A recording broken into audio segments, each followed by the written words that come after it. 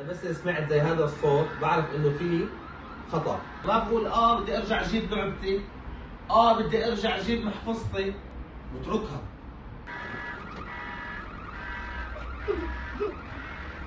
هدول اللي هن الغرف اللي عنا اللي جوا.